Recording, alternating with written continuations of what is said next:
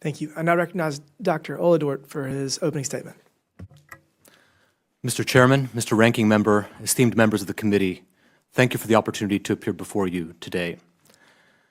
Last week we learned about an Israeli mother, Shiri Bibas, and her two boys, Ariel and Kfir, who today would be age 5 and 2.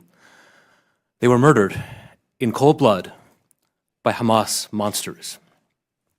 An autopsy of the bodies of the boys, the youngest of whom at the time was just shy of 10 months old, revealed indications of torture with bare hands.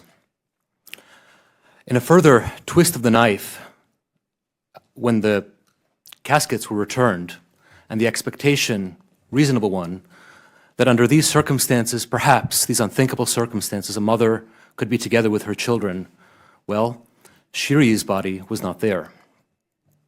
This is the true face and expression of what Hamas and its adversaries around the world and acolytes around the world truly seek. It is a wake-up call to us about the true face of evil and our responsibility to never, ever allow it to succeed. The Middle East is the part of the world that I know best, and it is there that I will focus my remarks.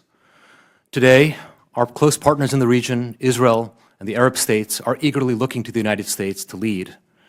I believe that what will happen in this region will shape world events for years to come, with implications for how we deal with the People's Republic of China and with Russia. President Trump and his team bring the exact right focus, innovation, and boldness to deal with this anti-American axis. Their approach worked in 2017, yielding historic achievements, and they will work today. It is thanks to President Trump and to his team that we are finally seeing American hostages returning home from around the world, including those who've suffered unthinkable conditions in Hamas's terror tunnels. The world in 2025 could not be more different from the one President Trump inherited in 2017.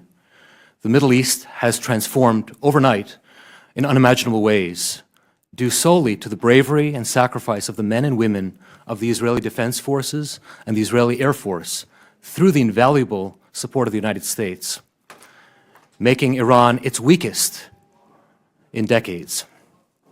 And yet, paradoxically, Iran is also its most aggressive, all as it inches closer towards acquiring a nuclear weapon. Those parts of the region that were once formerly part of its empire of terror, parts of Syria and Lebanon, thanks to the effectiveness of Israel's military pressure, today are entering new chapters of transition and uncertainty, presenting challenges for us. In the Middle East today, I believe there are 3 key priorities for the United States that require urgent attention.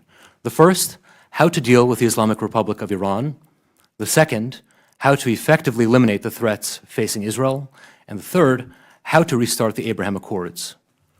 Earlier this month, President Trump reintroduced an expanded version of his maximum pressure campaign, scaled to address the full gamut of threats that the Iranian regime poses to the American people, both abroad and at home. On that very same day, President Trump unveiled a bold new vision for the future of Gaza, one that explicitly promises and guarantees the prosperity and security of the Gazan people, just as it does to their neighbors to the north. This is a subject that nobody had wanted to talk about, much less for which anybody had previously offered a plan. By making this announcement, President Trump immediately catapulted this issue to the top of his priorities in the region, compelling our regional partners to cooperate on a plan as they are doing today. It is in America's interest to see that Palestinians are free of Hamas, of Islamic Jihad, and of Iranian regime influence. So what can Congress do? There are 2 general things I think Congress can do. The first and easiest is to go visit. There is no better education you can give yourselves and your staff than to be on the ground, visit key sites, and hear directly from our friends on the front lines. There is also no greater symbol of support than for our elected officials to appear shoulder to shoulder with our friends in their time of need. Second, I encourage you to look and follow the administration's policy on Iran, augmenting it as events develop on the ground, while looking pragmatically at places like Syria and Lebanon and where our regional partners can help lead and shape events on the ground to reinforce our deterrent against our adversaries. This is not a job for the United States to do alone, and yet it is only the United States that can point the way. America First foreign policy is not America alone. It is the projection of American strength abroad on behalf of the American people, marshaling our allies and partners to build a better world of peace and security. I encourage you to build that world for the sake of our people and for our children. Thank you, and I look forward to your questions.